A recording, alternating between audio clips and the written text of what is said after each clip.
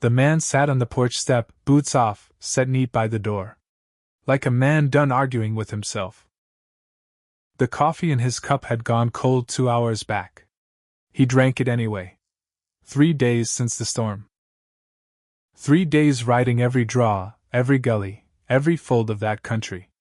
3 days coming back with nothing. 12 horses? 22 years of breeding decisions. Gone into a wall of snow that didn't care what any of it was worth. The wind that morning carried a smell to it. Cold iron and wet pine. He knew that smell, knew it meant the mountain had finished its business, and moved on, leaving the valley to sort out what was left. But there was another number. One he didn't let himself say out loud. Not even alone, with nobody to hear it. Then he heard them. Hooves on rock. Scattered. Spread wide. Not one animal. Not two. His body was standing before his mind gave the order, cold cup still in his hand. The first hard snow of December came down off Widow's Ridge like something, with a grudge, and by the third morning after, Walter Briggs had stopped believing in luck. The wind that morning carried a smell to it. Cold iron and wet pine. Walter knew that smell the way he knew his own hands, knew it meant the mountain had finished its business, and moved on, leaving the valley to sort out what was left. He sat on the porch step. Boots off. Set neat by the door like a man done arguing with himself. The coffee in his cup had gone cold 2 hours back. He drank it anyway. Because habit doesn't care if the coffee's cold. Because a man's hands need something to hold even, when there's nothing left worth holding onto. 3 days. 3 days since the storm. 3 days of riding every draw, every gully, every fold in that country from his own gate clear out to the Sable Fork. Coming back each time with nothing. Saddle sore. Stupider for the effort, if such a thing were possible. 12 horses? Gone. Not just 12 horses. 22 years of breeding decisions. Bloodlines he'd built one careful choice at a time, the way another man might build a cathedral, stone on stone, patient, certain the shape would come clear eventually. Gone into a wall of snow that didn't care what any of it was worth. He'd stopped looking the evening before. Just stopped. There's a certain quiet that settles over a place once a man quits fighting it. Walter had felt it once before. Years back. The bad stretch, when he'd sold down to the studs, and started the whole thing over from nearly nothing. Same quiet. Like the land itself goes still. Waiting to see what you'll do. Except you've already decided. And there's nothing left to do but sit. 53 years old. Both knees shot, from a lifetime of getting up off frozen ground. A ranch that barely cleared its own weight in a good year. And now, no horses. The arithmetic doesn't work, Eleanor used to say. Sitting right there at that kitchen table, 20 years back, running the numbers, with him during the first bad stretch. She'd been steadier than he was. Didn't panic. Didn't pretend either. Just looked the thing dead in the eye, and told him what was actually there. She'd been gone 15 years. And he still missed the exact sound of her pencil against the ledger paper. Still missed it, so bad some mornings it felt fresh.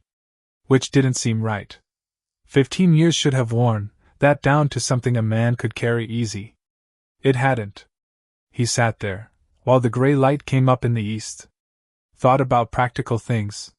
What the string would have fetched at spring sale. Whether Denton, next ranch over, might buy breeding rights to his stud for one season, enough to squeeze something out of the mares still left in the small pasture. Whether the whole operation was even a going concern, without the string. He ran the numbers. They ran bad. And then there was the other number. The one he didn't let himself say out loud, not even alone on a porch step, with nobody to hear it. Ezra's horse. The chestnut mare with the crooked blaze. Promised. Not sold, not loaned, promised, for years back, standing over Ezra Coulter's grave, with dirt still dark on the shovel, swearing to a man, who couldn't hear him any more, that the mare's line would stay whole. Stay on Briggs' land. Stay safe. Because Ezra's own outfit had gone to his brother, and the brother didn't care 2 cents about horses, and somebody had to. Walter had said the words like a vow. Because that's what it was. And now the mare was somewhere out under snow, if she was anywhere at all. Which meant it wasn't 12 horses lost. It was 12 horses and a promise. And a man can survive losing horses. Losing a promise to a dead friend sits different in the chest. Harder. Colder. He set the empty cup down on the step beside him. So this was the morning, then. Sitting with cold coffee, thinking about numbers, and about Eleanor, and about whether 53 is too old to start over a second time. He was fairly sure the answer was yes. Then he heard them. If you've worked horses your whole life, you know that sound, before your mind's caught up to it. Hooves on rock. But scattered. Spread wide. Not one animal.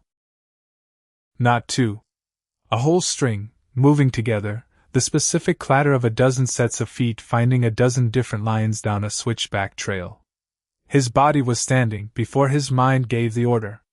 Cold cup still in his hand. He didn't remember picking it back up. They came around the bend single file, bunched tight where the trail narrowed at the rock face, and he started counting, before he decided to count. 1, 2, 3. He got to 8, and lost the thread, because behind them, driving them, was something his mind refused to arrange into a sensible picture. A woman. On a mule.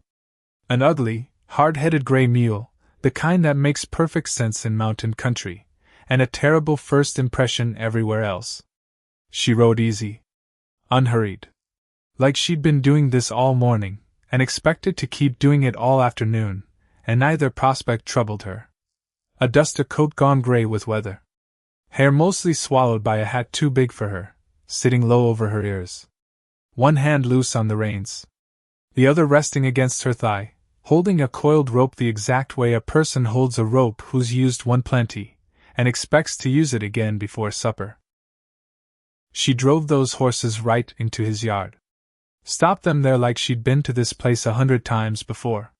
Which she hadn't. He could tell, the way her eyes moved, over the house first, quick, sizing it up. Reading it. He finished counting. 12. She looked at him. These yours? 2 words. That was all. And somehow it landed harder than anything anybody had said to him in 3 days. They're mine, he said. His voice came out rough. Hadn't used it much lately. Found them wedged in a box canyon past the second ridge. She nodded back the way she'd come, easy, like she was pointing out a fence line, and not a small miracle. Big sorrel mare had herself caught between 2 rock faces. Hind leg jammed in a crack. Had to work her loose slow. That's what took the morning. Walter didn't say anything. Couldn't. He was still counting. Which was foolish. He'd already counted. 12 was 12. But his mind kept doing it anyway, like it needed to check the number wasn't going to slide out from under him again. They're sound, the woman said. Mare'll need watching a day or 2. Leg's not broke. But she pulled against that crack a good while before I found her. He finally got his mouth working right.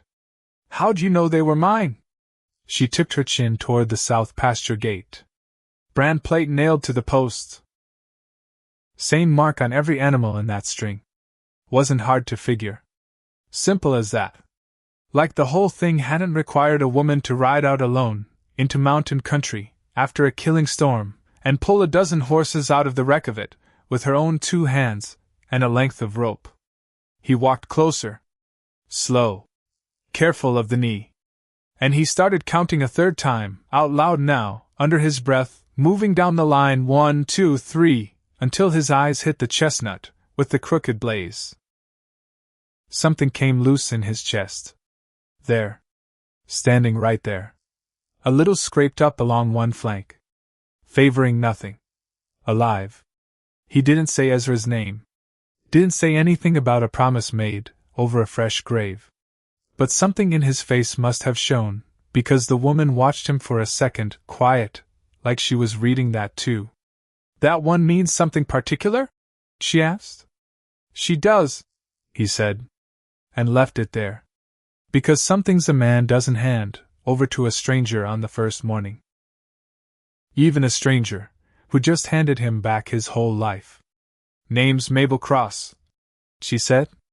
29 days out of St. Louis. 29 days. That was the piece of information that took him longest to make sense of. 29 days on the trail, on that mule, through country that had just tried to kill a dozen horses, and very nearly succeeded. She told it plain. Matter of fact. Like reciting weather. She'd come west, with a party of women bound for the valley settlements, a land company outfit, promising husbands and fresh starts to anybody willing to make the crossing. The party had broken apart at Bitterroot. One wagon lost a wheel past fixing. 2 women turned back when the path showed snow. And Mabel Cross, she said this part, without any particular weight to it, though Walter suspected the weight was there, just buried deep, hadn't been meeting anybody at the end of that road. The company had quietly dropped her name off the promised list somewhere past the second river crossing. Wasn't a fit, they told her. Not what the men on the other end were looking for. She'd kept riding anyway. Had the name of a woman in a town called Sable Hollow, who ran a dry goods store, and needed a partner, who could keep books, and didn't scare off, from long hours. That was where she was headed. 4 more days, she figured. 5, if the weather turned again. Walter listened to all of it standing in his own yard, with a cold coffee cup still in his hand, and he thought, not for the first time, that morning, and not for the last, that the world had a strange way of handing a man exactly what he needed on the same day it looked like it meant to finish him off. Bring them into the south pasture, he said. I'll show you the trough for the mule. Already found it, she said. He's drinking now. He hadn't even seen her do it. She'd unloaded the mule, watered him, and was already crouched checking his near forefoot for stone bruising, all while Walter stood there counting horses that didn't need counting anymore. She worked with animals the exact way a person works, who grew up with them. Not the way somebody works who's read about it in a book. There's a difference, and any horseman worth his salt can spot it inside 30 seconds. He got the sorrel mare into the small paddock alone. Checked the leg himself. Swelling from the knee down, same as she'd said. Nothing broken. The mare put weight on it, tender but willing. He stood there a long moment. Just looking. At her. At all 12 of them scattered across ground that an hour ago he'd have sworn was empty for good. Which was when he noticed the light had gone soft and orange across the pasture fence, because the day had gotten away from him without his permission, the way days do sometimes. You'll stay for supper, he said. Not really a question. He wasn't good at questions that day. I've got miles left before dark's a concern, she said. Not tonight you don't. She looked at the sky. At the mule, tired from the morning's work. At the barn, weathered but sound. All right, she said. Supper? He asked twice more, before she actually sat down at his table. That part he remembered clear, the way she looked at the barn, before she looked at the house, checking on the animals in her mind, before she let herself think about her own comfort. Eleanor used to do the same thing. Walter noticed it, and then told himself it meant nothing, because that's what a man tells himself about things he's not ready to feel yet. He made what he had. Salt pork. Cornbread. The last of a jar of pickled beets he'd been saving for no reason he could name. She ate all of it. Didn't comment one way or the other. He respected that more than he could have explained. Some people make a performance out of eating plain food, especially folks who expected better. She wasn't one of them. They sat with their coffee after.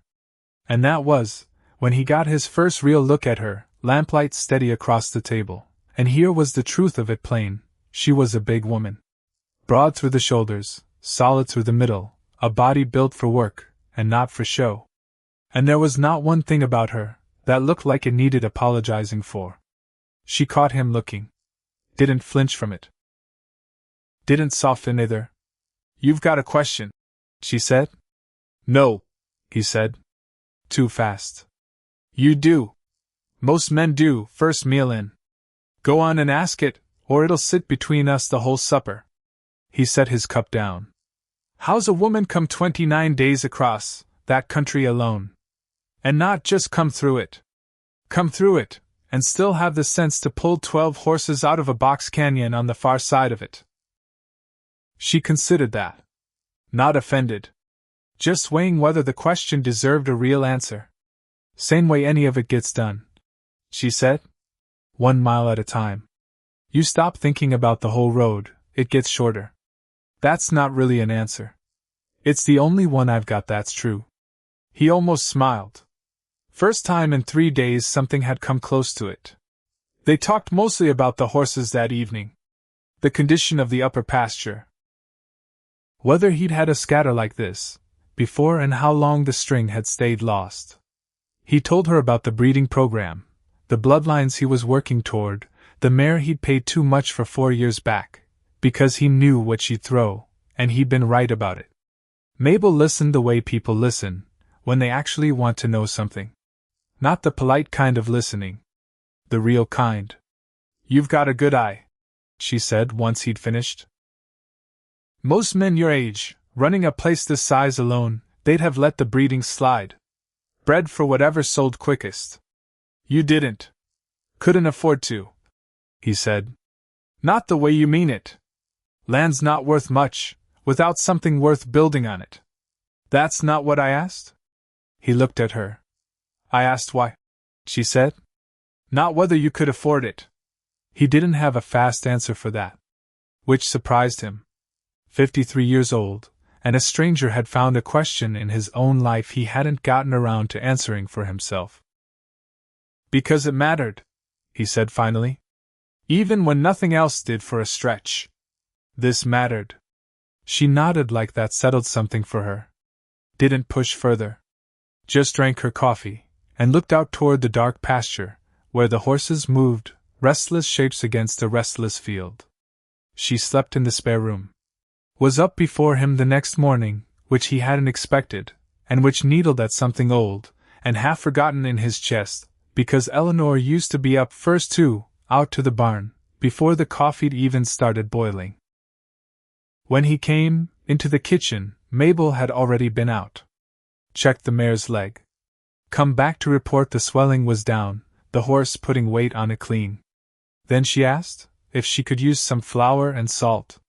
Said she'd been thinking about biscuits, since somewhere around the second river crossing. He told her to help herself to whatever she could find. She made biscuits. Found the half-forgotten ham in the cold box, and sliced it thin, and fried it up alongside eggs, from the 3 hens he kept out of habit more than sense. They ate better that morning than he had in half a year. She drank her coffee black. Ate without much talk.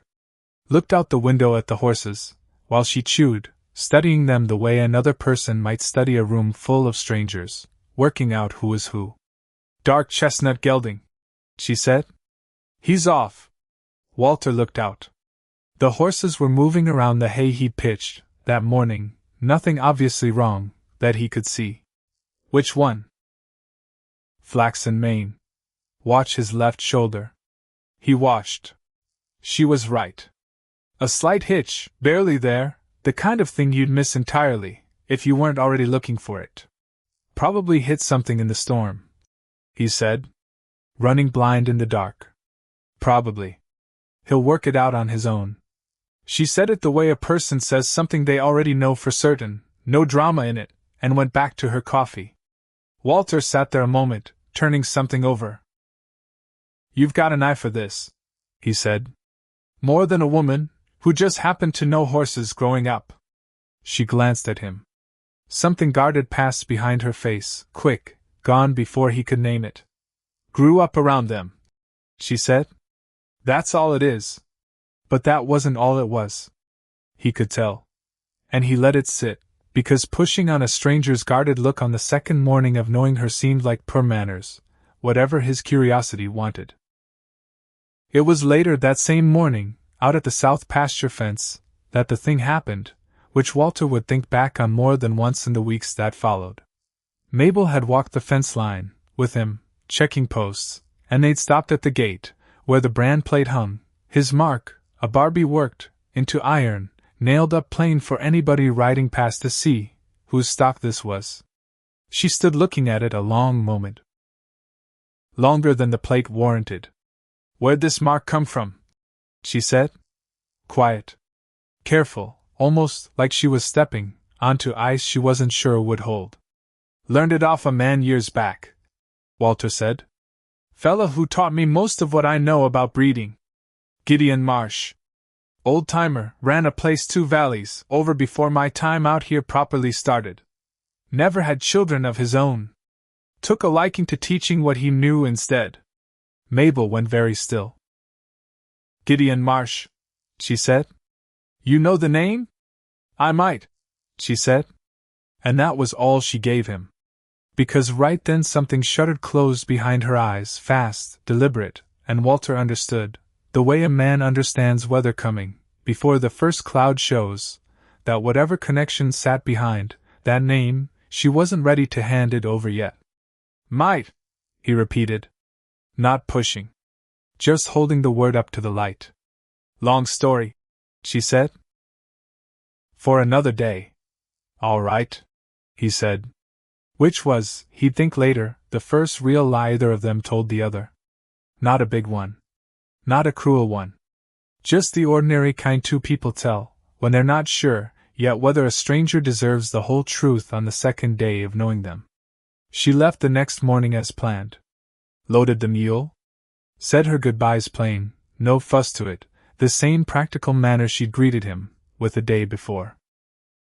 Got maybe a mile down the trail before the second storm hit. Walter heard it coming, before he saw it, that particular wrongness in the wind, the sky going the color of an old bruise, over the ridge. And he stood in his own yard, useless, because there wasn't a thing to be done for a rider a mile out except hope she had the sense to turn back. She had the sense. Came in an hour later, shaking snow off, that too big hat, mule steaming and irritated, and said she supposed she'd need that spare room another night. She stayed 4 more days.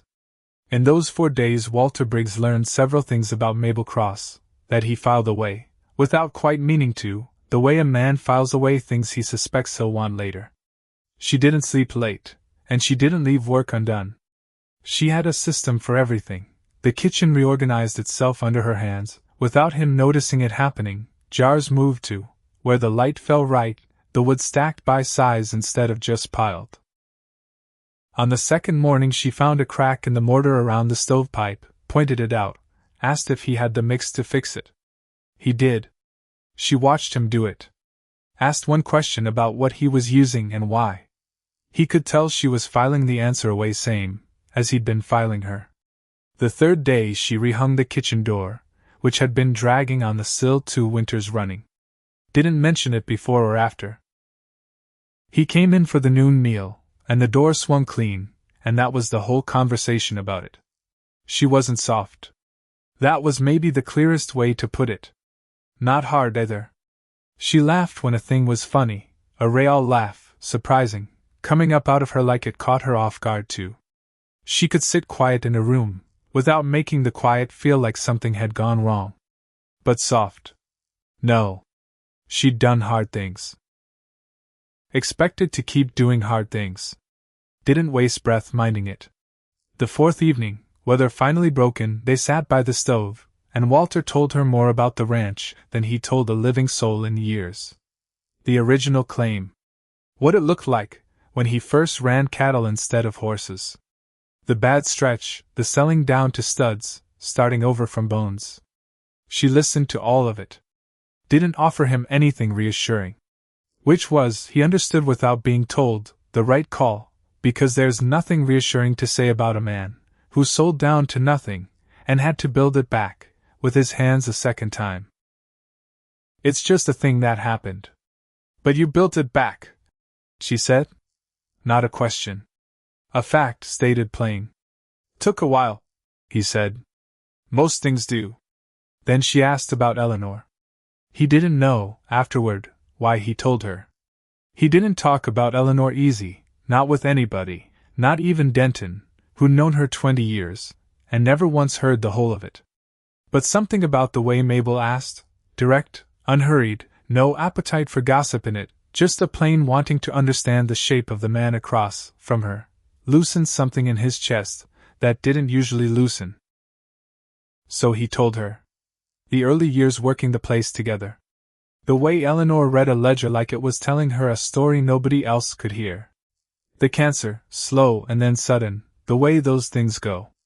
The way the ranch got harder afterward, not just the labor of it, though that was true too, but the deeper trouble of doing it alone, when the point of the whole enterprise gets harder to keep hold of, without somebody else to build it for. Mabel listened to all of it. She didn't say I'm sorry. He noticed that. Appreciated it, even, because he'd heard I'm sorry so many times. Over 15 years the words had gone smooth, as river stone, worn down to nothing. She sounds like somebody worth knowing, Mabel said instead. She was. And you've run this place 15 years without her. I have. Mabel nodded. Let it go. Which was, again, exactly the right thing, and Walter found himself thinking, quiet, half-formed, not a thought he was ready to say out loud even to himself, that this was a woman who knew when to leave a thing be. The 5th morning came clear and cold. No good reason left for her not to ride. He fed the mule. Got him ready. Brought him out to the yard, while she gathered her few things, and there was a stretch of silence between them that felt different from the silences before it. Heavier. Like something wanted saying, and neither of them had found the shape of it yet. She stood by the mule a moment before mounting. The people in the valley, she said. Ones who know you. Do they think poorly of you? Strange question. He didn't answer it fast. Thought about the honest shape of it. Denton hadn't bought, from him in 2 years, his right, but it stung all the same. Otis at the feed store stayed polite, but the chatter had gone out of him. When a man loses a string of horses to a storm, second bad stretch in a decade, people remember. Not unkindly, mostly. Just as a line item in their private accounting of him. Some do, he said. She looked at him. Not unkind. Not judging. Just reading, the way she seemed to read most things, carefully, wanting to get it right. They're wrong, she said. Nothing more. No elaboration. Said the way a person states a fact they've already had time to check twice. He didn't know what to say to that. So he didn't say anything. She picked up the reins. Didn't mount yet. Just held them. I spent 5 days watching you work, she said. You fixed 3 things without being asked? You knew that mare's leg was healing before I told you so. You've kept this place running 22 years. I've had help, he said. A hand sometimes. The place itself, she said. The decisions. What to breed. What to sell. What to hold on to even when the arithmetic says let it go. That's you? Yes. They're wrong, she said again. Quieter this time. Like she was confirming it for herself, as much as telling him. She put her boot in the stirrup. Got up on that ugly gray mule. Looked down at him, from that height, with the morning light catching the side of her face. I'm riding on to Sable Hollow, she said. Going to look at that store. Talk to the woman who wrote me. Decide if it's what I thought it was. Sounds reasonable, he said. She paused. Looked out at the horses in the south pasture like she was buying herself a moment to choose her next words carefully. And then, she said, I might ride back. Tell you what I found out. If that's something you'd want to hear. He held on to what he actually wanted to say, held it back, tucked it into that same closed room in his chest, where he kept most things these days, and answered with something simpler. I'd want to hear it. She wrote out.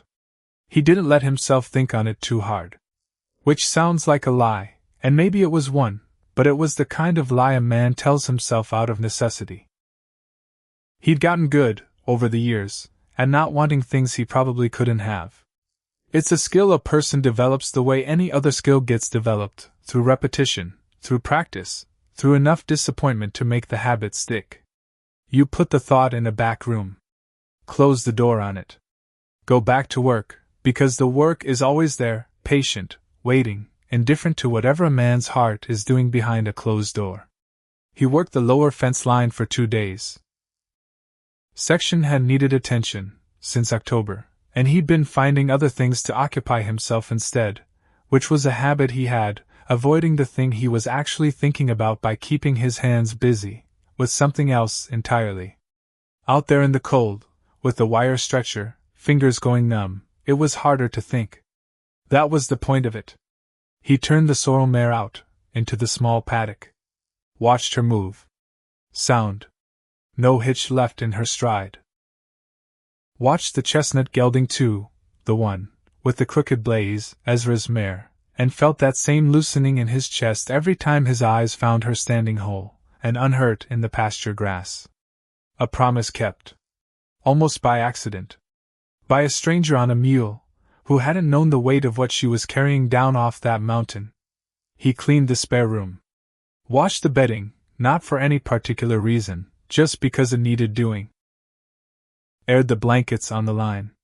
She'd left the room tidy, bed made, wash basin dry, the extra blanket folded a specific way, that snagged at something in his memory, before he could place it. Eleanor used to fold blankets that same way. He told himself that was coincidence. Told himself firmly, the way a man tells himself things he's not ready to examine too closely. On the 6th day he rode, into Sable Hollow's outer trading post, not the town itself, just Otis's supply stop, closer to home, for feed and nails. Otis was his usual polite self, made conversation about the weather, of which there was plenty to discuss. On the ride home, Walter passed the old Coulter place, Ezra's place, gone to his brother, standing mostly empty these 2 years, and saw smoke rising from the chimney for the first time since the funeral. Somebody had moved in. Or was looking at it, anyway. He thought about Mabel's party of women, 29 days out of St. Louis, scattered now across the valley chasing down whatever they'd each been promised. The ones who turned back at the pass were likely home in Missouri by now, telling people the whole business hadn't been what it was made out to be. Mabel hadn't turned back. That thought sat with him the rest of the ride, warm and a little dangerous, the way a thought gets when a man's let himself want something again, after years of practice not wanting anything at all. It was the 9th day, working in the barn on a worn breast strap that needed replacing, before it failed him at the worst possible moment, that he heard the mule again. That distinct shuffling walk a hard-used animal makes, when he's covering ground steady, but unhurried, doing the miles, because the miles need doing, and not a step faster than that. Walter set the harness down. Walked to the barn door. She came into the yard. Stopped. Looked at him. He looked back. And for one long moment neither of them said anything at all, because some things don't need saying right away, they just need standing in, quiet, letting the fact of a person's return settle into the ground the way rain settles after a dry spell. Store was smaller than she made it sound in her letters, Mabel said finally. Often the way with letters, Walter said. Books were a mess. I spent 4 hours in them.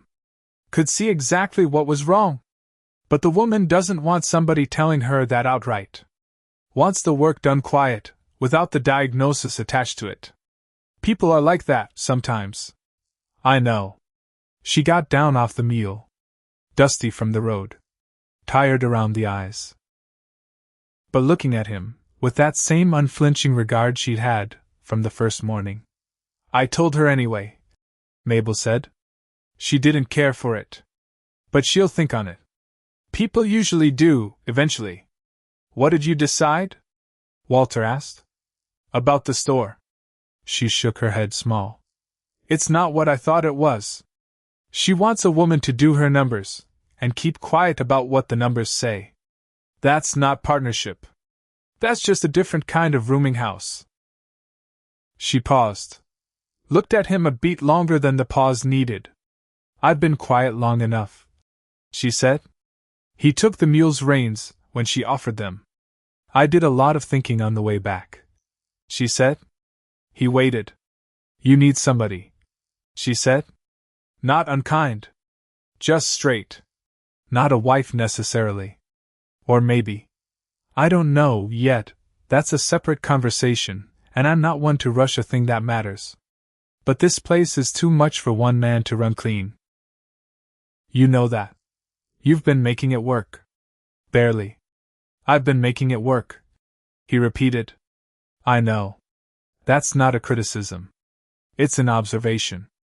She looked around the yard, the barn, the fence line he'd been patching, the south pasture, where the horses moved, unhurried whole. Taking inventory the way she seemed to take inventory of everything. "I kept books 7 years," she said. "I know how to work, and I'm not afraid of hard. I know horses better than I let on, that first morning, too. Wasn't trying to hide it exactly. Just didn't want to seem like I was applying for something nobody'd offered me." She met his eyes. "And now?" "Now I'm applying," she said. Walter stood there. 53 years old. Bad knees. A ranch he'd nearly lost twice over. Standing in his own dusty yard, with the tired mule's reins in his hand, and a woman in front of him who'd ridden 29 days from St. Louis, then 5 more days here, then 9 days round trip to a town that didn't want what she had to offer, and had come back anyway. Had decided on her own, in her own time, for her own reasons, that this was worth applying for. "There's a lot you need to know about this place," he said. His voice came out rougher than he meant it to. "Show me," she said. He did. That first week back, she went through his ledgers, hadn't been opened in 8 months, which told a man something about where his head had gone in the months since Eleanor's absence had turned from wound to weather. Mabel sat at the kitchen table 3 evenings running, ledger open, pencil moving, not asking a single question, until she had the whole shape of the thing clear in her mind.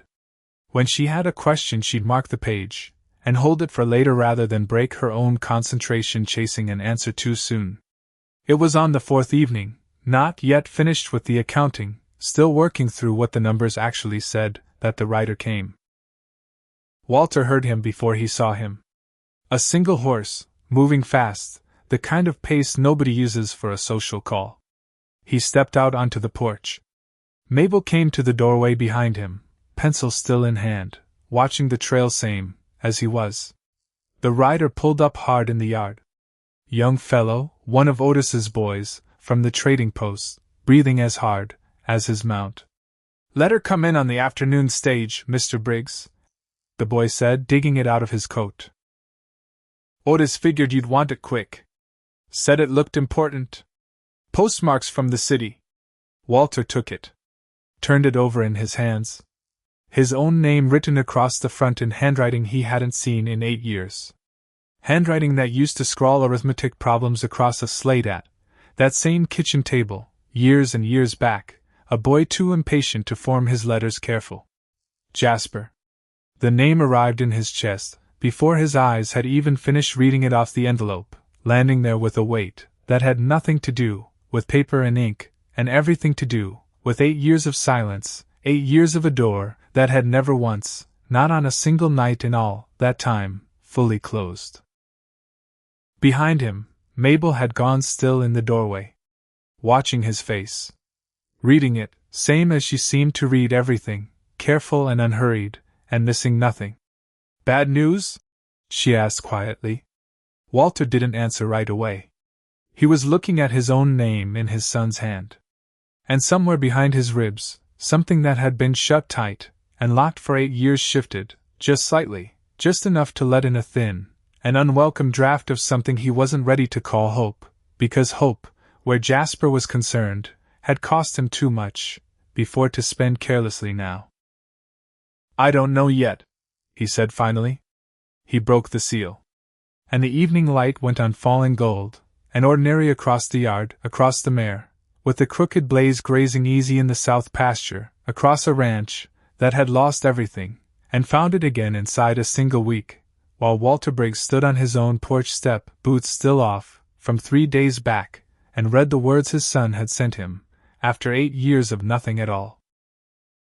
The letter was 3 pages. Walter read the first one standing on the porch. Read the second one sitting down. Never did make it through the third, without his hands going unsteady. Mabel didn't ask again what it said. She just stood in the doorway, pencil still in her hand, waiting the way a person waits who's learned that some silences need room to finish themselves, before anybody crowds them with questions. Jasper. Coming home. Not visiting. Not passing through. Coming home. His words, right there on the page, underlined once like he wasn't sure the ink alone would carry the weight of it. Because the business had gone under. Because the city hadn't been what he thought it was.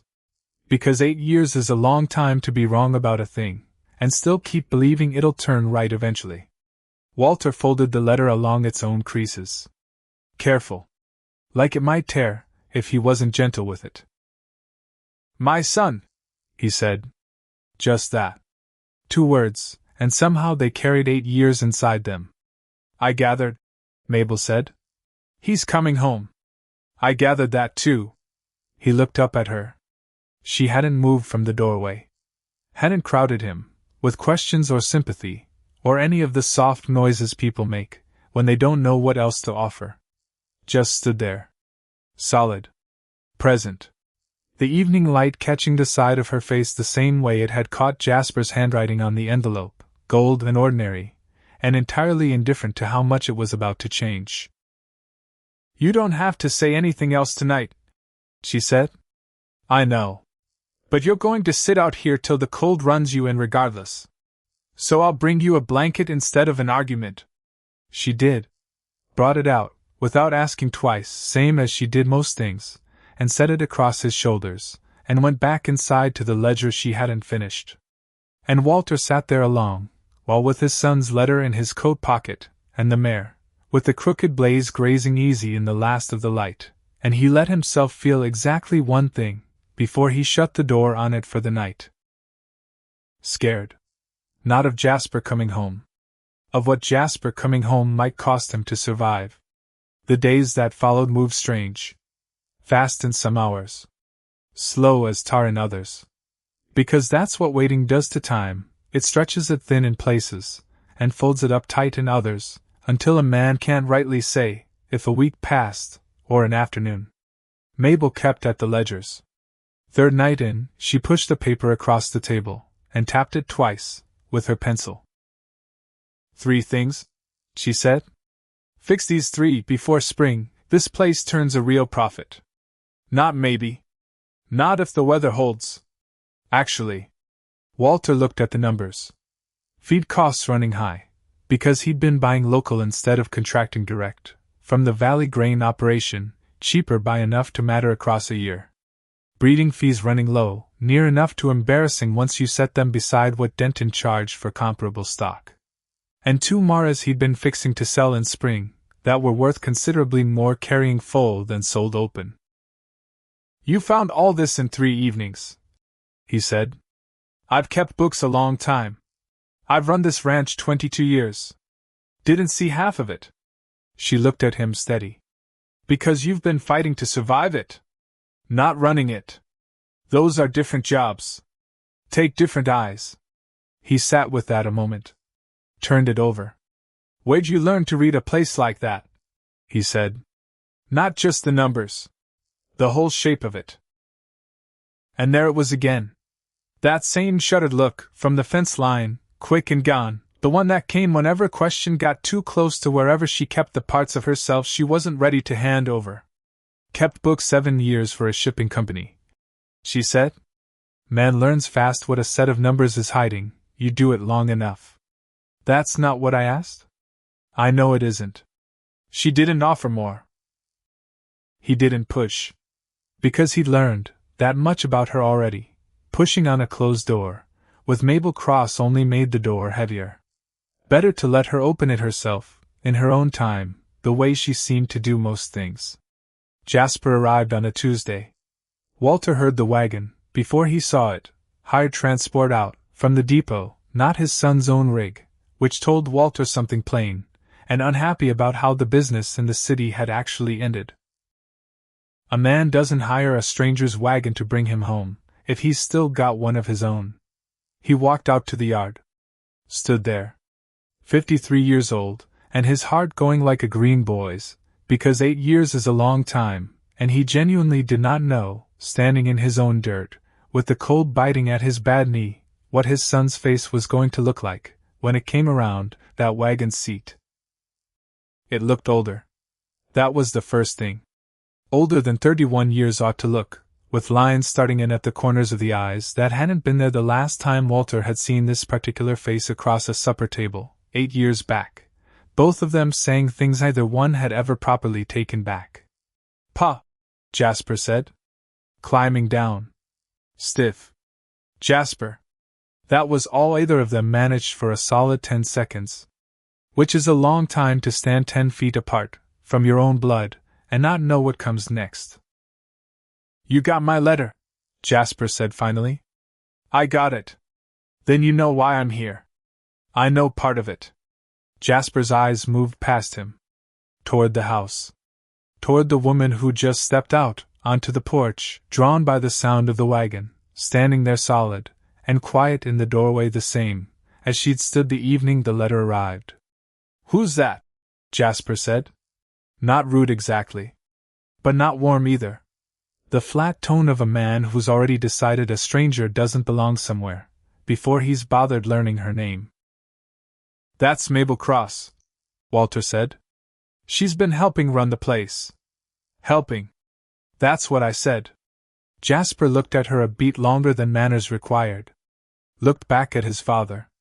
"We'll talk about that," he said. Which was not, Walter thought, a good beginning. Not a good beginning at all. Supper that first night was quiet in the wrong way.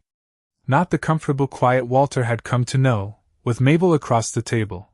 This was a different animal entirely, a quiet built out of things nobody was saying, stacked up high enough between 3 people, that a man could nearly see over it. Mabel had made a real effort. Roast potatoes, the good bread she'd been saving flour for. And Jasper ate it, without much comment, which stung worse, somehow, than if he'd complained outright, because at least the complaint would have been something. "How was the ride out?" Walter tried. "Long. Weather held, at least." "It did." Mabel set her fork down. Looked at Jasper direct. "Your father tells me you had a business in the city," she said.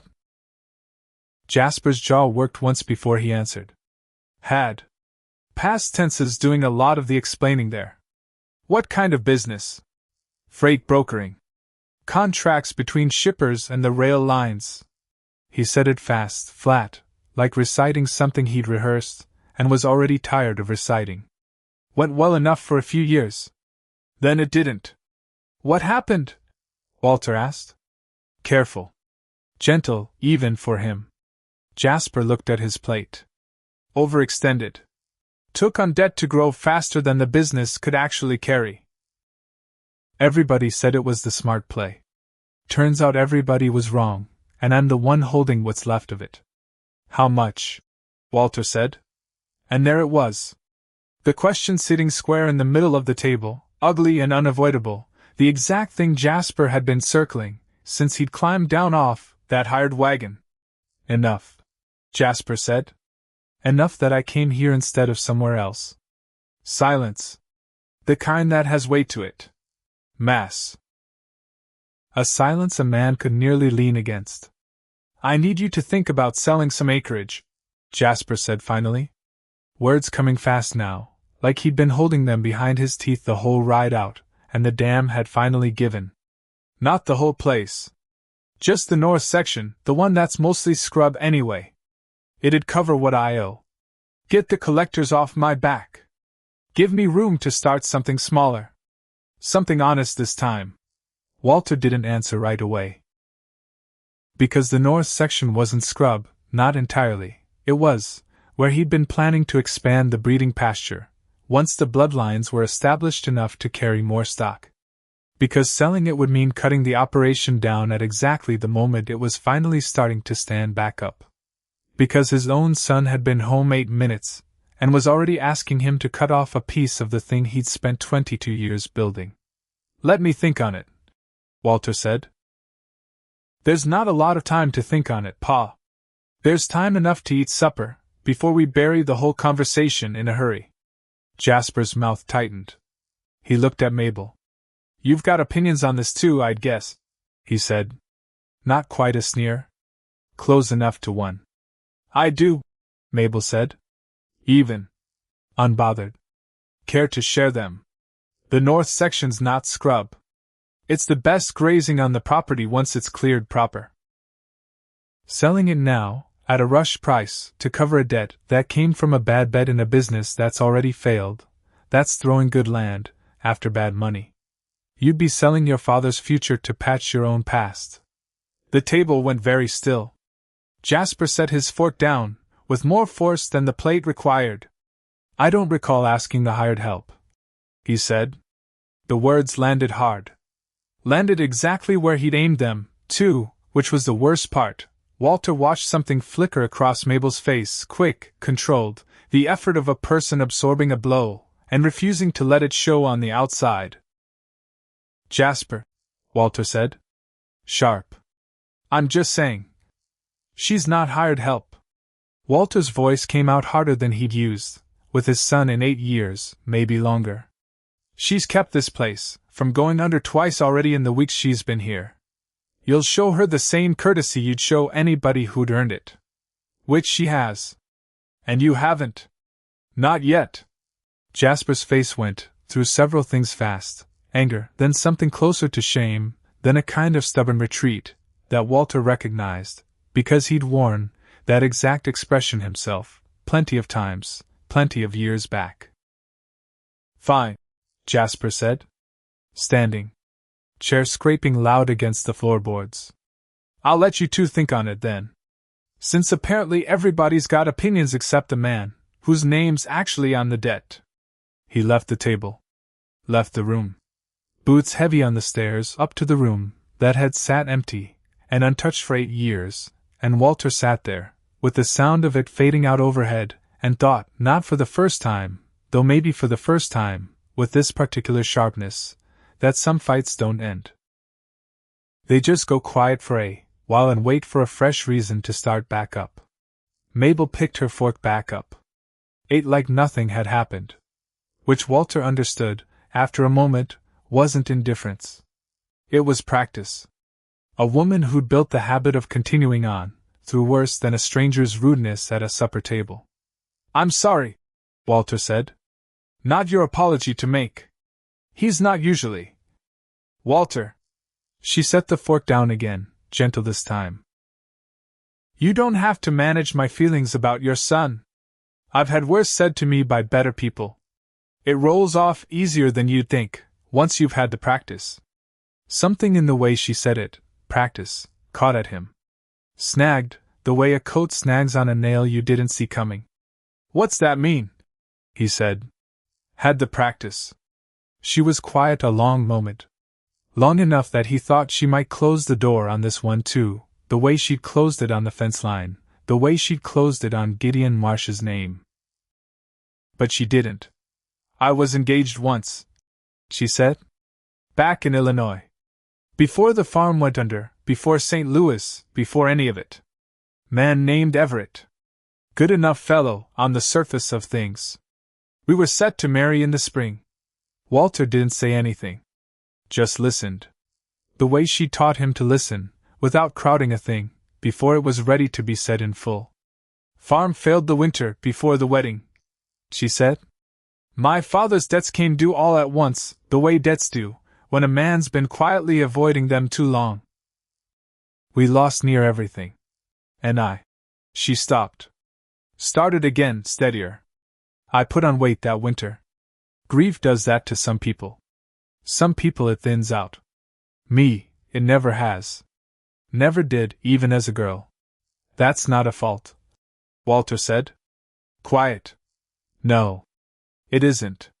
But Everett didn't see it that way. She looked at her hands, folded on the table. He came to me that spring. Told me the wedding was off. Said it plain, like he was returning damaged goods to a shop. Said I wasn't. Her voice caught, just slightly, just enough that Walter heard the effort it cost her to keep going. Wasn't what he'd agreed to marry. Not anymore. Like a woman's worth was something you could weigh out on a scale, and find come up short. The kitchen was very quiet. I went to St. Louis after that, she said. Kept books for 7 years. Told myself I didn't need anybody's opinion of my worth to know what it actually was. Mostly I believed it, too. Mostly. And the rest of the time? She looked up at him. The rest of the time I got very good at not wanting things, she said. Same as you, I'd guess. Man doesn't build a habit like that from having an easy life. Walter sat with that a long moment. He was wrong, Walter said finally. Everett. Whatever his name was. I know that. Knowing it and feeling it aren't always the same animal, though. No, Walter said. They're not. And something passed between them in that kitchen, quiet, unhurried, either one of them reaching to name it, because naming a thing too soon has a way of frightening it off before it's had the chance to become anything real. But it was there. Walter felt it settle into the room the way warmth settles into a house once the stove's finally caught proper. For what it's worth, he said, I think you're about the most valuable thing that's happened to this ranch in 15 years. And I don't say that about the bookkeeping. Mabel's mouth did something complicated. Not quite a smile. The beginning of one, maybe, caught halfway and held there, careful, like she wasn't sure yet whether it was safe to let it all the way out. That's a fine thing to say, she said. After the supper we just had. Especially after the supper we just had. She laughed then.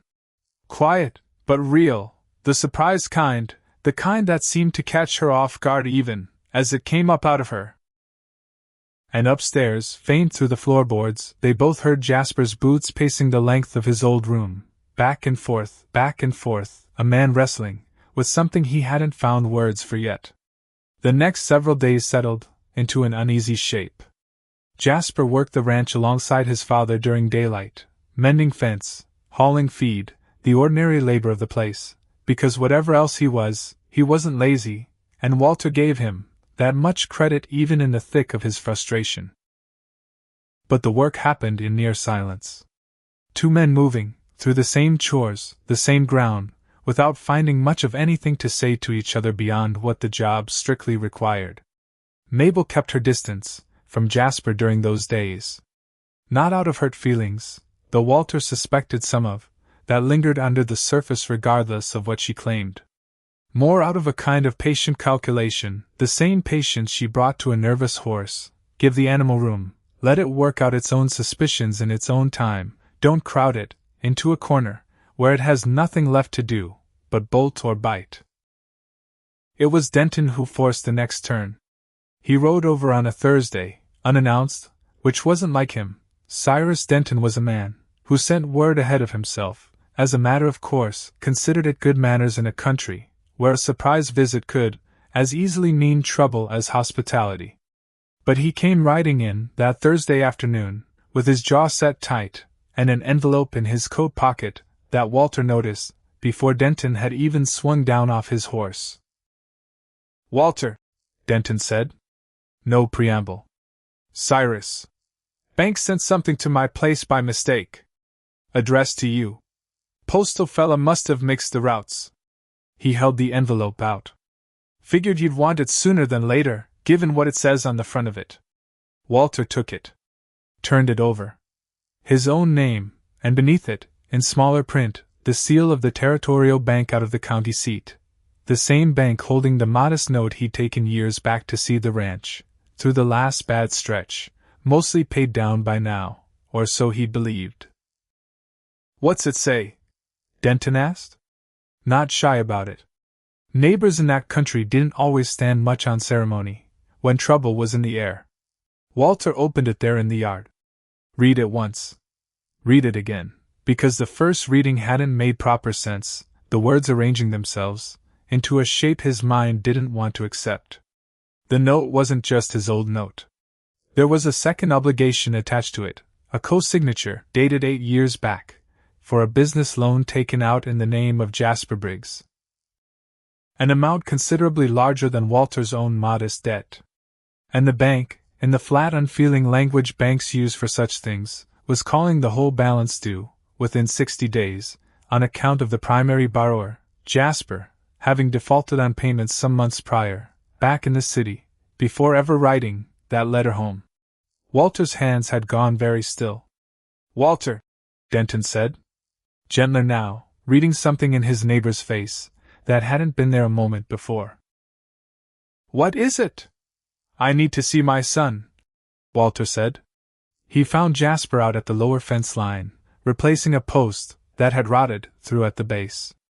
Mabel was there too, a distance off, checking a mare's shoe, and something in Walter's face, in the way he came striding down across the pasture, with the letter still gripped in one fist, made both of them go still and watchful before he'd even reached the fence. "Pa," Jasper said. "What?" "You co-signed my note," Walter said. Not a question. Jasper's face went through something complicated. Confusion first, genuine, and then, slower, dawning, a kind of dread that told Walter his son hadn't fully understood what he was hearing yet, not the whole of it. "What are you talking about?" Jasper said. Walter held the letter out. His hand wasn't entirely steady. "Bank's calling the balance," he said. 60 days. Says you defaulted on payments months back. Says there's a co-signature attached going back 8 years. Jasper took the letter. "Read it." And Walter watched his son's face drain of color in real time, watched the exact moment the words on that page rearranged themselves into something his son understood completely, because it wasn't confusion on Jasper's face anymore. It was recognition. Old recognition, buried a long time, surfacing now with a force that nearly buckled his knees. "Oh God," Jasper said. Quiet. To himself, almost. "Oh God, I forgot. I actually forgot that was." "Forgot," Walter said. "It was 8 years ago, Pa. I was 23.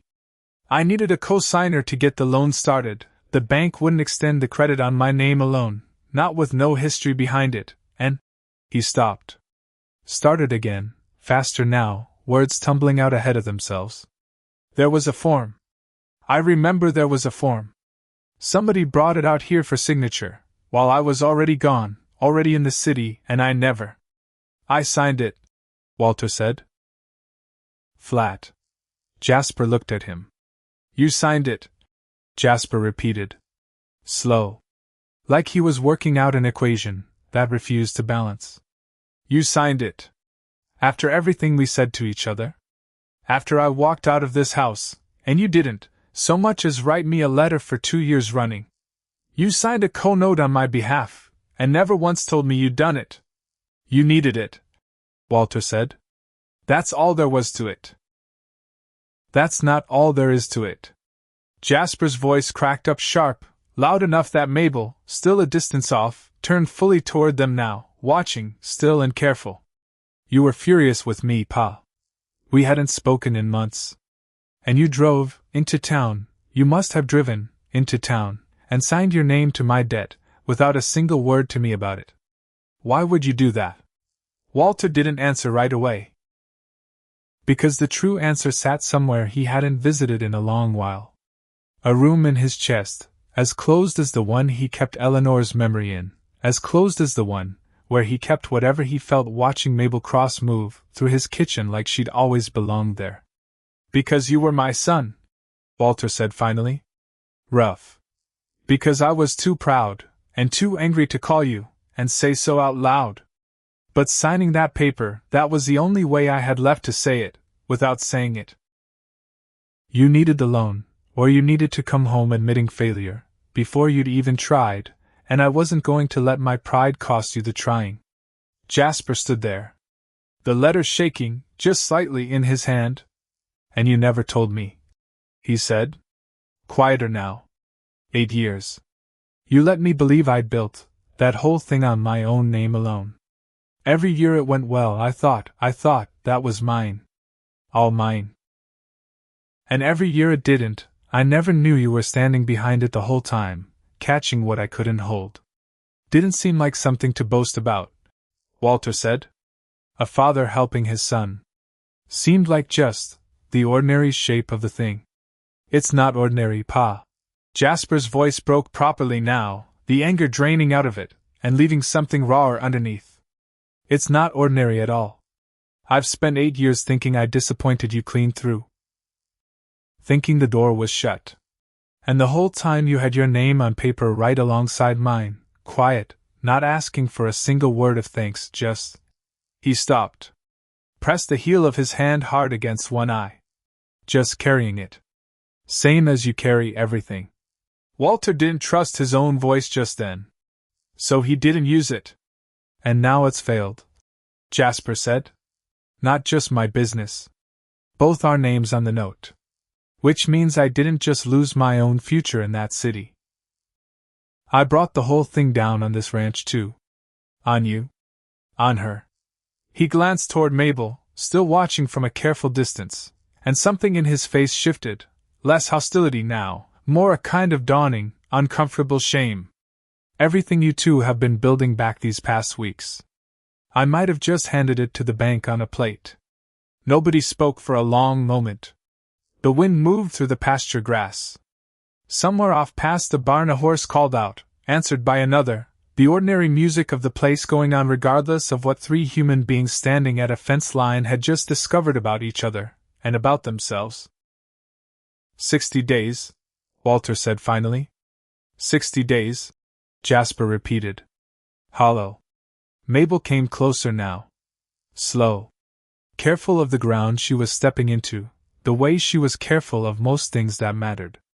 May I see it? She said. The letter. Jasper handed it over without argument this time. No sharpness in the gesture. Whatever had been standing between them at the supper table days before had cracked clean, through in the last 5 minutes, replaced by something rawer, and Walter thought, watching his son's face, something that might actually have room in it to grow, into trust eventually, given enough time, and enough honest ground to grow on. Mabel read the letter twice. Her eyes moved fast down the page, the same careful attentiveness Walter had watched her bring to 3 evenings of ledger work. There's language here that troubles me, she said finally. This clause.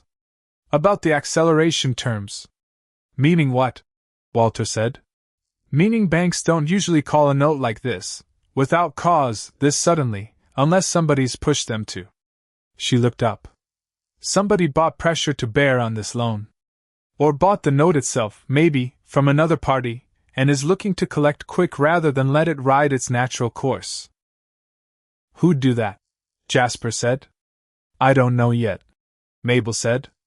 But I intend to find out. Numbers don't lie, even when the people behind them do. And there's something in the shape of this that doesn't sit natural to me. Walter looked at her, steady, certain, already turning the problem, over the way she turned, over every problem, methodical, unhurried, utterly unwilling to accept a thing at face value, until she checked every seam of it herself. 60 days, he said again. Quieter this time. Less like a sentence. More like a starting line. 60 days is enough time, Mabel said. If we don't waste any of it standing in this pasture arguing about who should have said what 8 years ago. Jasper let out a breath that was almost a laugh. Almost. She's right, Pa, he said. She usually is, I'd guess, judging by the last week. I noticed that too, Walter said. And something passed between the 3 of them there at the fence line. Not resolution, not yet, not with 60 days of trouble still standing ahead of them, and a mystery buyer's motive still to be uncovered, and a father and son still carrying 8 years of unspoken hurt between them like stones in their pockets. But something had shifted all the same. A door that had been shut a long while had come open a crack, letting in a thin unfamiliar light, and none of the 3 of them standing therein, that cold pasture grass, were quite ready, yet to say what they saw by it. That evening, supper was different.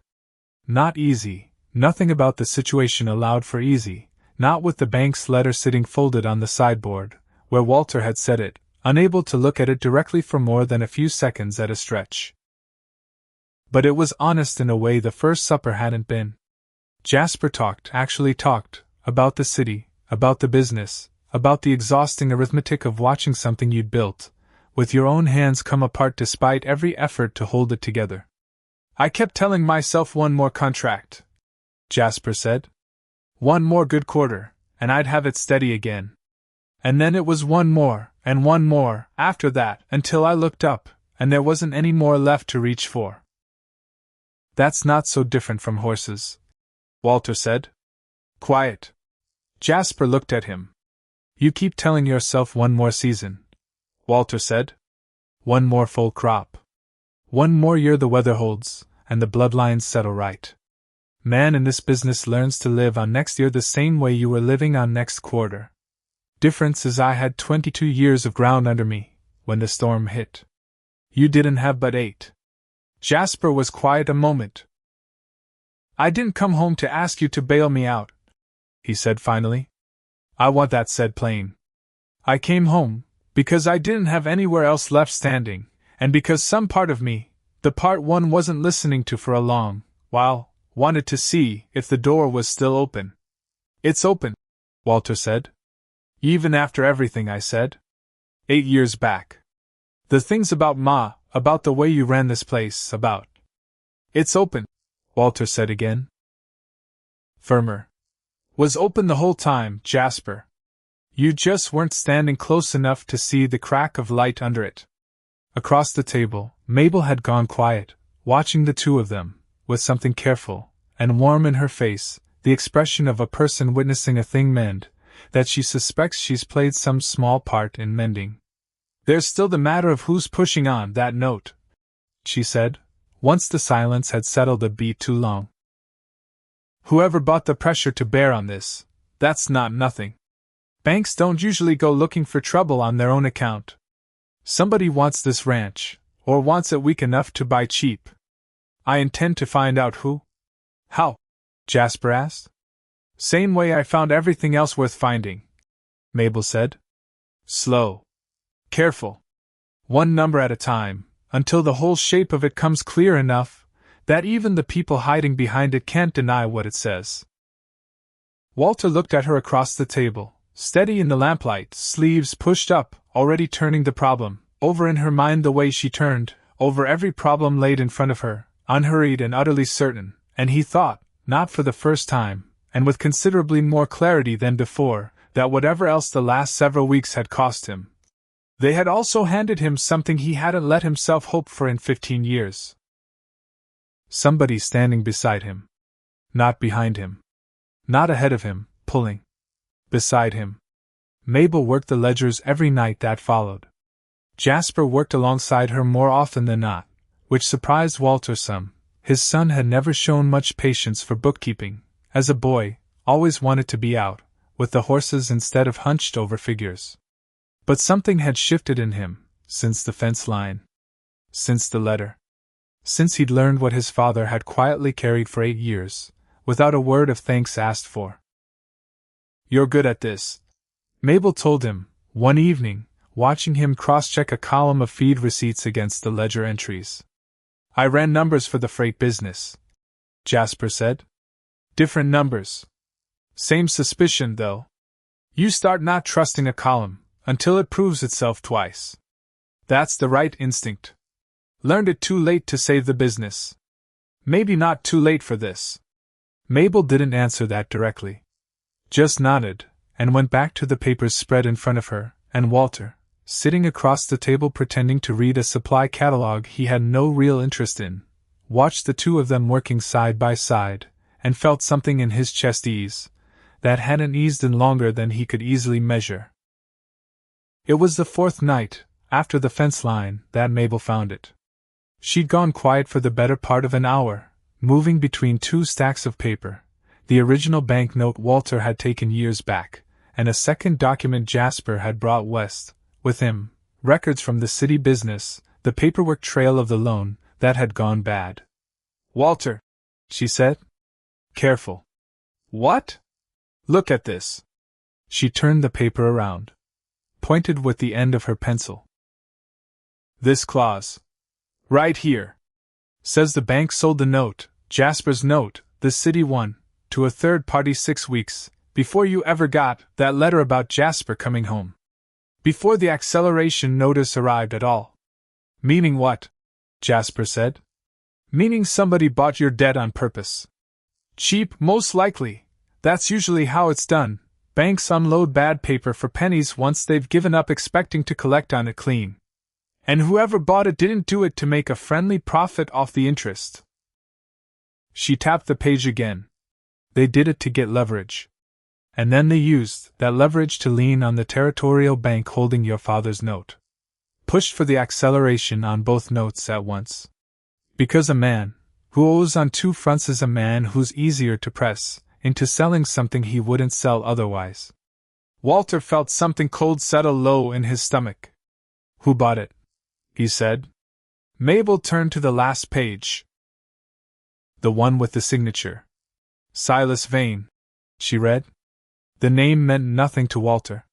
He said as much. "It means something to me," Mabel said. Quiet. Walter looked at her. "You know him." "I know of him." She set the pencil down, folded her hands, and for a moment she looked, Walter thought, like a woman bracing herself to walk into cold water she already knew the temperature of. "He works the land companies.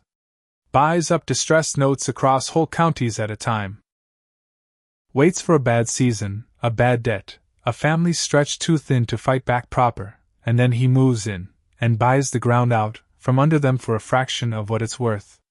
Sells it on afterward at full price to whoever's next in line wanting to settle west. There's a word for men like that." "Vulture," Jasper said. "That's the polite word," Mabel said. Walter sat back in his chair. The lamp flickered once, low on oil, and none of them moved to trim it, because none of them wanted to break the stillness that had settled over the table. "How do you know so much about him?" Walter asked. "Specifically." And there it was. That shuddered look again. The one from the fence line. The one from the second morning, when he'd said Gideon Marsh's name out loud, and watched something close behind her eyes like a door swinging shut on a draft. Except this time she didn't close the door all the way. "Because Gideon Marsh warned me about him," she said. "Years ago. Before I ever left Illinois." The kitchen went very quiet. "You knew Gideon," Walter said. Slow. "I did." She looked at her hands. "He was my father's oldest friend. Taught my father everything he knew about breeding, same as he taught you. They ran together, as young men, before your time out here, before this whole valley had proper roads through it. My father used to say Gideon Marsh could look at a full 3 days old, and tell you what it'd be worth at 4 years, and he was right near every time." Walter's chest had gone tight in a way that had nothing to do with the bank note anymore. "When my father's farm went under," Mabel went on, "the year of the wedding, that never happened, the year I put on the weight Everett couldn't abide, Gideon wrote to us. Tried to help where he could. He was old by then. Hadn't the money to save the farm outright. But he wrote me a letter that spring, the last one he ever sent, before he passed, and he told me something I didn't understand at the time, and have thought about most days since." "What did he say?" Walter asked. His voice had gone rough. "He said if the road out here ever brought me west, past the second ridge, into the high valley country, there was a man he'd trained in his younger years running a place, with a Barbie mark on the gate. Said if I ever needed a roof, and a fair shake, and people who judged me on my hands, and not my hips, that was the ranch to find." Her eyes came up to meet his, steady, though something in them was working hard to stay that way. "I didn't come out here entirely by chance, Walter. Not the whole of it, anyway. I told myself it was chance. Told myself I was only riding towards Sable Hollow same, as the rest of the letter said. But some part of me had been carrying that name in my pocket for years, waiting to see if the road would ever bring me close enough to use it. Walter didn't say anything for a long moment, because there wasn't a word built yet, in his estimation, that carried the right weight for what he was feeling. That an old friend, 15 years gone, had reached forward across all that distance and all that time and quietly steered a stranger toward his gate. That the woman sitting across his kitchen table, who'd pulled his whole herd out of a mountain, and pulled his son back from the edge of despair, and pulled numbers out of a ledger nobody else could see, had been carrying his own name folded up inside her the entire time she rode those 29 days from St. Louis. He never told me any of that, Walter said finally. Gideon never once mentioned your family. Not in all the years I knew him. He wasn't a man who explained himself, Mabel said. You'd know that better than me. I would. Walter almost laughed. Almost. Stubborn old goat. Would rather let a thing unfold on its own timing than hurry it along with an explanation. Sounds like somebody else I've met recently, Mabel said. And that, right there, in the middle of a conversation about debt collectors, and dead mentors, and a family farm lost to a man's cruelty, that was the moment Jasper, watching the two of them, from across the table, made a small sound that might have been a laugh, if it hadn't been trying so hard not to be one. What? Walter said. Sharp. Not really sharp. Just startled. Nothing, Jasper said. Just the two of you. Sitting there. Weeks of pretending you're discussing horse breeding and feed contracts. We are discussing. Pa! Jasper's eyebrows went up, the exact gesture Eleanor used to make, when Walter was being deliberately obtuse about something everybody else in the room could see plain. I've been home 11 days. I've watched you find 6 separate reasons to walk past the kitchen window when she's out at the paddock. I'm not blind. I was just too busy being furious about the ranch to mention it before now. Mabel's face had gone a shade darker. Walter suspected his own had done the same. This is not the moment, Walter said. No, Jasper agreed. It's really not. We've got a land vulture trying to steal the ranch out from under all 3 of us, and roughly 7 weeks to stop him. But I figured somebody in this family ought to say it out loud, before we're all too old and too broke to bother. Nobody argued with that.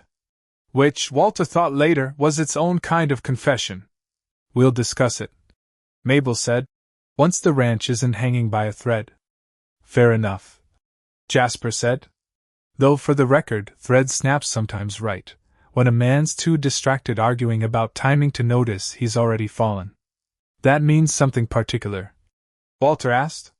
Or are you just proud of the phrase?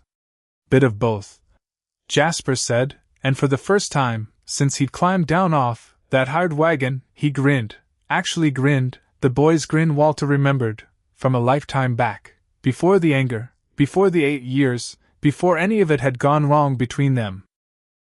The lightness didn't last. Couldn't, not with Silas Vane's name sitting on the table between them like a stone dropped into still water, the ripples of it still spreading. We need proof, Mabel said, steering them back. Proof that Vane's manipulating this on purpose.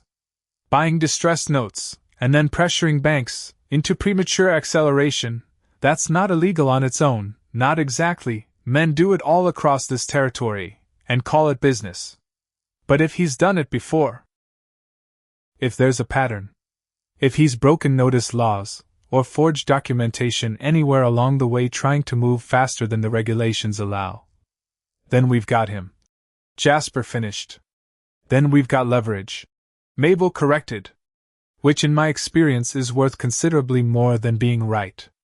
Walter looked between the two of them, his son, and this woman who'd walked into his life on the back of a gray mule, and never once left room for doubt about what she was capable of, and felt something settle in his chest, that felt almost like the ground itself steadying underfoot, after a long stretch of uncertain footing. Where do we start? He said. With Sable Hollow, Mabel said. The storekeeper there. If Vane's working this whole valley, not just us, she'll know something. Storekeepers hear everything eventually. It's the nature of the business. They rode out together the next morning. All three of them, which Walter noted, with some private satisfaction, not the old configuration of a man and his hired help, but three people bound now by something more complicated and more durable than simple employment. The store sat at the near edge of Sable Hollow, a squat clapboard building, with a bell over the door that announced them the moment they stepped inside. The woman behind the counter was gray-haired, sharp-eyed, the kind of storekeeper who'd learned long ago to read a customer's trouble before they'd said 3 words of it. Her name was Agatha Pemberton, and she'd known Mabel just long enough, from that first difficult afternoon weeks back, to greet her, without any particular warmth. "Miss Cross," she said. "Didn't expect you back through?" "Didn't expect to be back," Mabel admitted. "This is Walter Briggs. And his son, Jasper. We've got a question that might be delicate." "Delicate questions are half my business," Mrs. Pemberton said. "Ask it." "Silas Vane," Mabel said. Something moved across the older woman's face. Fast. Controlled. But Walter saw it, the tightening around the mouth of a person who's been waiting a long while for somebody to finally ask. "Come in the back," Mrs. Pemberton said. "This isn't a conversation for the front counter." She poured coffee nobody had asked for, and sat them at a small table crowded, with ledgers of her own, and something in the set of her shoulders eased once the door was closed behind them. "I wasn't fair to you the day you came through," Mrs. Pemberton said to Mabel, before she'd said another word about Vane at all. "You told me straight what was wrong with my books, and I sent you off feeling like you'd overstepped. I've thought on that since. You were right, and I was proud, and pride's an expensive habit for a woman running a store alone in this country." Mabel didn't say anything to that beyond a small nod. But something in her face eased too. Then Mrs. Pemberton told them a story that took the better part of an hour, and left Walter's jaw tighter with every passing minute. Vane had come through the valley 18 months back. Quiet at first. Buying up small debts here and there, the kind that don't attract much notice. A farmer's note here, a merchant's loan there, always at a discount, always through intermediaries, so his own name rarely showed on the paperwork direct. "He tried it with me," Mrs. Pemberton said. "Bought my supplier note from the bank in the county seat. Then sent a man out to tell me I'd be wise to sell the store before the note came due, on account of how hard it'd be to make the payment otherwise. Man made it sound like he was doing me a kindness." "Did you sell?" Jasper asked. "I did not." Her jaw set. "I found the money. Borrowed against my sister's place instead, paid the note down early, spitefully, just to watch his man's face when I told him. But I know for a fact I wasn't the only one he tried it with. There's a family 2 valleys south, the Averys, lost their whole spread to him last spring. Similar story. Note got sold. Pressure got applied. They didn't have anybody to help them see the shape of it in time, and they sold cheap, and he flipped the land, within the month, to a buyer from back east for triple what he'd paid to force them out. That's the pattern," Mabel said, quiet. "That's the pattern," Mrs. Pemberton agreed. "Would you testify to it?" Mabel asked. "If it came to that. In front of the bank, or a magistrate, whichever's needed." Mrs. Pemberton looked at her a long moment. "I would," she said. "Gladly. Man's been operating like a thief, with better manners for a year and a half in this valley, and nobody's stood up together to say so out loud. Maybe it's time somebody did. And maybe it's time I stopped being too proud to say thank you to the woman who tried to warn me first." They rode home, with more than they'd come for. Not proof outright, not the kind that would stand up clean in front of a magistrate on its own, but the shape of something. A pattern with witnesses attached to it. A story bigger than just the Briggs Ranch, which meant, Walter understood as they climbed back up out of Sable Hollow toward home, that whatever came next wasn't only about saving his own land anymore. It was about a whole valley finally deciding to stop being picked off 1 week note at a time. Cyrus Denton came around 2 days later.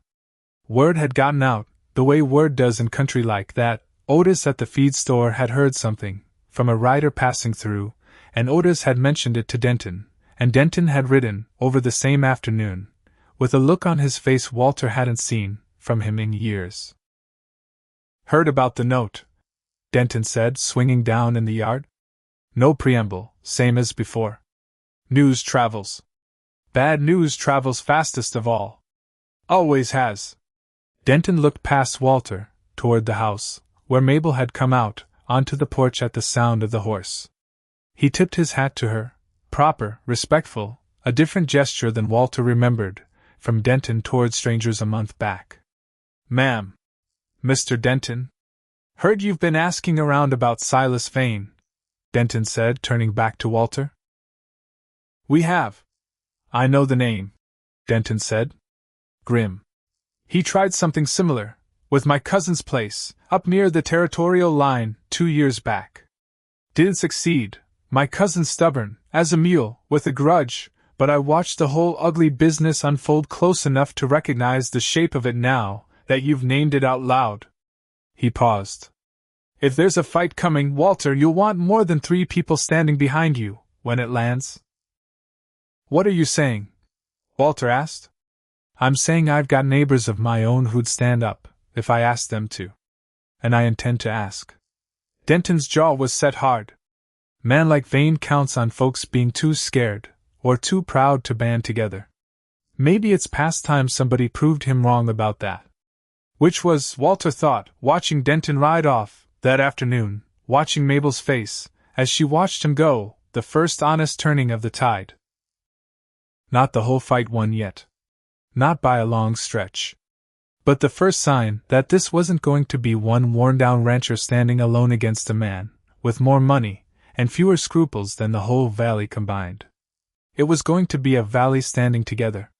The Count sat behind Walter's eyes now the way Ezra's promise used to sit there, a private arithmetic running underneath every other thought he had. 58 days. 57. He'd stopped announcing the number out loud, but he never once stopped counting it. Mabel worked late most nights, cross-referencing every scrap of paperwork she could gather, records from Mrs. Pemberton, a sworn account, from the Avery family 2 valleys south, that Denton helped track down, banking documentation Jasper managed to pull together, through contacts still owed him favors, from his city years, the last useful thing to come out of that failed business. Piece by piece, the shape of Vane's operation came into focus. And piece by piece, a specific and damning detail emerged, that Mabel circled twice in her notes, before she brought it to the table. "He's been backdating," she said one evening near 3 weeks into the 60. "The acceleration notices. Comparing the postmarks against the dates listed on the documents themselves, they don't match. Not by days. By weeks, in at least 2 cases, including yours." "Meaning what?" Jasper asked. "In terms anybody outside a ledger could understand. Meaning he's been telling the bank the borrowers were notified earlier than they actually were. Making it look like proper procedure was followed, when it wasn't. That's not just aggressive business anymore." She looked up. "That's fraud." The word sat in the kitchen like something, with weight to it. "Can you prove it?" Walter asked. "I can show the discrepancy," Mabel said. "Whether that's proof enough for a magistrate, that I don't know yet. But it's enough to make the Territorial Bank very uncomfortable, if we bring it to them, before the deadline instead of after. Banks don't like being made part of somebody else's fraud, even accidentally. Especially not once they understand it'll come out in the open regardless." "Then that's the plan," Jasper said. "We bring it to the bank. Before the 60 days runs out." "That's the plan," Mabel agreed. "If it holds." It nearly didn't. Silas Vane rode into the yard himself on the 51st day. Walter heard the horse before he saw the rider, a fine animal, better bred than anything the man riding it likely deserved, moving at an unhurried pace, that spoke of a man who never once in his life felt rushed by anybody else's trouble. He was younger than Walter expected. Younger, better dressed, a coat that had never seen a day's honest weather. He swung down in the yard, with the easy confidence of a man who'd done this exact walk, into exact yards a great many times before, and each time had ended the same way he intended it to end. "Walter Briggs," Vane said. Not a question. "That's me. Silas Vane." He didn't offer a hand. Walter didn't miss it, and didn't offer his own either. "I believe you've received some correspondence from the Territorial Bank regarding your note." "I have. I represent the party who's acquired the underlying interest," Vane said. Smooth. Practiced. "I thought it might save us both considerable trouble if I came out personally to discuss terms, rather than let the whole thing drag through formal channels." "What terms?" Walter said. Vane smiled. It didn't reach anywhere near his eyes. "The ranch, in its entirety, at a fair valuation," he said. "I'll settle both notes clean, yours and your son's, and pay you a modest sum beyond that for the trouble of relocating. You could be settled somewhere comfortable inside the month. No more storms. No more 60-day letters. No more sitting up nights doing arithmetic that never quite comes out right." Something in the phrasing snagged at Walter. Arithmetic that never quite comes out right. Too close to his own private thoughts, the ones he'd never said aloud to anyone, but Eleanor's memory and, more recently, to Mabel across a kitchen table. "That's a strange choice of words," Walter said. "For a man I've never met before." Vane's smile flickered, just slightly. "It's a common enough sentiment out here. Men your age. Places this size. The math rarely favors holding on past a certain point." "Funny," Mabel said, stepping out onto the porch behind Walter, arms folded, voice level as still water. "I've heard nearly that exact phrase from you before, Mr. Vane. Word for word, more or less. A woman named Avery told it to me not 3 weeks back. Said you used almost the same speech on her family, right down to the modest sum for their trouble." Vane's eyes moved to her. "Cool. Assessing. I don't believe we've met, ma'am." "No," Mabel said. "But I've read a great deal about your business practices lately. Enough to know the Avery family isn't the only one who's heard that particular arithmetic speech from you." "Business is business," Vane said. "I offer fair value for distressed properties. Nobody's forced to accept. Except you make sure they're distressed first," Jasper said, coming around from the barn, wiping his hands on a rag, voice tight with something that hadn't quite cooled since the day he'd learned his own failed business had been the crack Vane wedged his fingers into. "Buy up the debt. Push for acceleration faster than the law strictly allows. Then show up personally offering to be the reasonable one, once the family's too scared to think straight." "That's a serious accusation," Vane said. His voice hadn't changed, but something behind his eyes had gone very still. "I'd be careful how loud you say it. We've got documentation," Mabel said. "Even unhurried postmark discrepancies on at least 2 acceleration notices, including this one." She held up the letter, Walter's letter, the one that had started all this weeks back. "Dates that don't match what you told the bank. That's not aggressive business, Mr. Vane. That's fraud, and we intend to bring it to the Territorial Bank's attention before your 60 days runs out." Along with sworn statements from Sable Hollow and the Avery family 2 valleys south, and likely several others once word gets around that somebody's finally willing to stand up and say your name out loud in the same sentence as the word thief. The yard went very quiet. Vane looked at her a long moment. Then at Walter. Then at Jasper, standing solid at his father's shoulder in a way he hadn't stood in 8 years. "You're bluffing," Vane said. But there was less certainty in it than there'd been a minute before. "Ride to the bank and find out," Mabel said. "We're planning to be there ourselves day after tomorrow. You're welcome to join us and see how the conversation goes." Vane didn't answer that directly.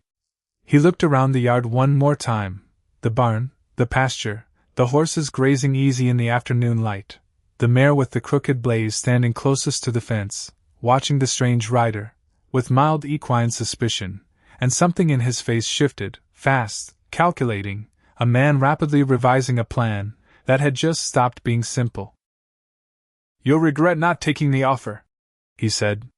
To Walter mostly, though his eyes flicked once more toward Mabel, before he turned back to his horse. "Land like this doesn't stay valuable forever. Storms come. Debts come. Sooner or later the arithmetic always wins." "Maybe," Walter said. "But it hasn't yet. And I've got better company doing the counting than I did a month back." Vane mounted.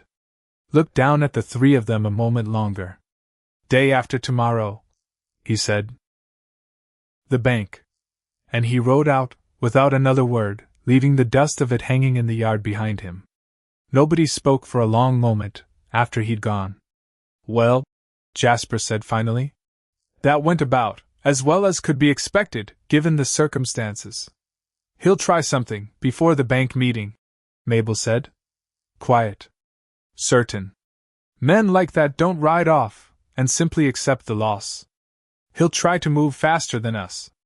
Call in the note early, maybe, or find some other pressure to apply, before we've got the chance to lay it all out formal." "Then we don't wait 2 days," Walter said. Mabel looked at him.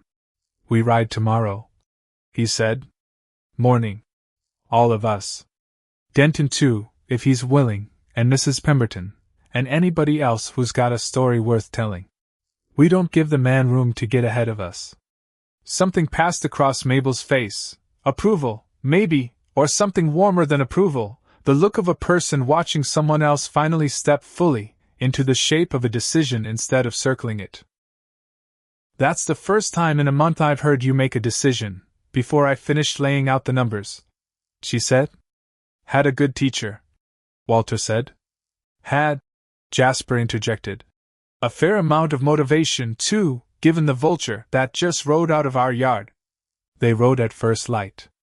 Walter would remember that morning in pieces afterward, the way a man remembers the mornings that matter most, not as one smooth unbroken account, but as a string of moments, sharp and separate, strung together by something larger than any one of them alone. The cold biting at his knee, as he mounted. The set of Mabel's jaw, as she checked the satchel of papers twice, then a third time, before securing it to her saddle. Jasper riding close alongside, quiet, focused, a young man who'd come home broken by his own failures, and was riding now towards something that might, if it went right, be the first real success he'd had a hand in for years. They picked up Denton along the way, and 2 of his neighbors besides, men Walter had known 30 years, and exchanged little more than nods, with most of that time riding now at his side, because Denton had asked them to, and because, it turned out, more than one family in that valley had a quiet grudge against Silas Vane they'd never had cause, or company enough to voice. By the time they reached the county seat, they were 9 riders strong. Not an army. But not one weathered rancher standing alone in a bank lobby either, and that difference, Walter understood, was going to matter more than any single piece of paper in Mabel's satchel. The bank manager, a careful, gray man named Hobbs, who clearly hadn't expected 9 riders, and a satchel full of documentation to arrive together on his doorstep, sat them in his office 2 at a time at first, then gave up on that arrangement once it became clear the story wasn't going to fit into neat pairs. Mabel laid it out plain. The postmark discrepancies. The pattern of acquisitions across the valley. Mrs. Pemberton's account, given in person, sharp and unflinching. The Avery family's sworn statement, which Denton had ridden 2 valleys south to secure himself, in the dead of a cold week, without once mentioning to Walter what the effort had cost him. Hobbs listened. His face went through several careful stages, skepticism first, then a kind of professional discomfort, then, as the documentation piled up in front of him, something closer to alarm. "This is a serious allegation," he said more than once. "It's a documented pattern," Mabel corrected each time. "Allegations are what people make without proof. We've brought proof." It was well past noon by the time Hobbs sat back in his chair, hands folded, looking older than he had that morning. "If this holds up," he said, And I have every reason at this point to believe it will. The bank cannot in good conscience proceed with the acceleration on either note. Not through a party facing this kind of exposure. We'll need to review the underlying purchase of the debt entirely. It's possible the sale itself gets voided. Meaning, Walter said. Meaning, Hobbs said, your note reverts to its original terms. The one you've been paying down responsibly for years. And your son's obligation. He glanced at Jasper. Will need to be renegotiated separately, on terms that don't involve a party currently under this kind of scrutiny. The room was quiet a long moment. And Vane? Jasper asked. What happens to him? That, Hobbs said, will very likely become a matter for the territorial court. Fraud against a chartered bank is not a small thing, Mr. Briggs. I expect Mr. Vane's business in this valley, and likely several others, is about to become considerably more difficult. Walter felt something in his chest loosen that had been wound tight for the better part of 2 months. They rode home in the fading light, 9 riders strong, turning into a smaller company, as men peeled off toward their own gates along the way, until it was just the 3 of them again coming up the last stretch toward the ranch, the mare with the crooked blaze visible against the darkening pasture, waiting the way she always waited. We did it, Jasper said. Quiet. Like he still wasn't entirely certain it was true. We did, Walter said. I didn't do much, Jasper added. Not compared to her. He nodded toward Mabel, riding a little ahead of them on the gray mule. She's the one who found it. Traced it. Made it make sense. You found the city records, Mabel called back, not turning around. Contacts nobody else in this family had. I couldn't have shown the pattern, without knowing what happened on your end first. Team effort then, Jasper said. Team effort. Walter agreed. And the word sat strange and good in his mouth, because it had been a long while, 15 years if he was honest with himself, since he'd had cause to use it about anything happening on his own land. The mare went into labor 11 days later.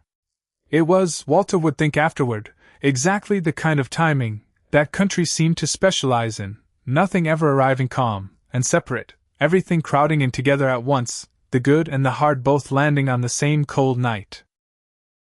They'd been up since before light, all 3 of them, because the mare, a first-time dam, restless, walking her stall, and lying down, and rising again, had been showing signs since midday, and everybody in that house understood by then what a difficult labor could cost, if it came to that. The wind had picked up outside. Not a full storm, but enough of one that Walter found himself standing at the barn door more than once, that evening, checking the sky, remembering another storm 2 months back, that had taken everything, and then, impossibly, given it back. She's close, Mabel said, near midnight, kneeling at the mare's flank, with the same steady patience she brought to every difficult thing. Not much longer now. You've done this before, Walter said. Not really a question. More times than I can count, Mabel said. Grew up doing it. Never gets easier. Just gets more familiar. Jasper worked the lantern, kept it steady, kept the water warm, did the small necessary tasks that didn't require a lifetime of experience, but required somebody willing to do them, without complaint at 2 in the morning. Walter watched his son move, through those hours, with a kind of quiet competence that hadn't been there 8 years back, and thought, not for the first time, that whatever else the last 2 months had cost this family, it had also handed them something worth the price. The foal came just before dawn. Clean birth. Strong. A dark bay, with one white sock up on his legs, within the hour, working out the unsteady business of finding his own feet under him for the first time. They stood together in the lamplight watching it, steam rising off the mare's flanks in the cold barn air, the foal wobbling, finding purchase, Mabel close enough at Walter's side that her shoulder rested against his arm, and neither one of them moved to change that. He's going to be something, Mabel said. Quiet. He is, Walter said. Jasper, watching from a few feet off, said nothing at all, just looked at the 2 of them, and then at the foal, and something in his face settled into an expression Walter recognized, eventually, as peace. The kind that comes to a person only after they've walked all the way through the hard part and come out the other side still standing. The valley's opinion of Walter Briggs turned that spring. Not all at once. Not because anybody announced it formal. It turned the way these things always turn, slow, built out of small ordinary evidence accumulating one piece at a time, until the sum of it couldn't be denied any longer. Word of Vane's exposure had spread fast through the county, the way bad news about a bad man tends to travel faster than almost anything else. And alongside it traveled a different story, about a rancher, and his son, and a woman who'd ridden 29 days from St. Louis, who'd stood together, and pulled a whole valley's worth of quiet grievance out into the daylight, where it could finally be named. Denton bought a colt off Walter that April. First purchase in 2 years. Didn't make any particular speech about it, just walked the pasture, looked the young stock over with a horseman's careful eye, and made an offer that was fair, and got accepted, without much negotiation on either side. Good bloodlines, Denton said the day he came to collect the colt. Always were. Man forgets that sometimes, when the rest of a situation's gone bad. Forgets the actual good work sitting right there underneath it. Appreciate you saying so, Walter said.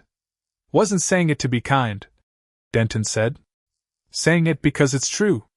There's a difference, and I expect you know it better than most men these days.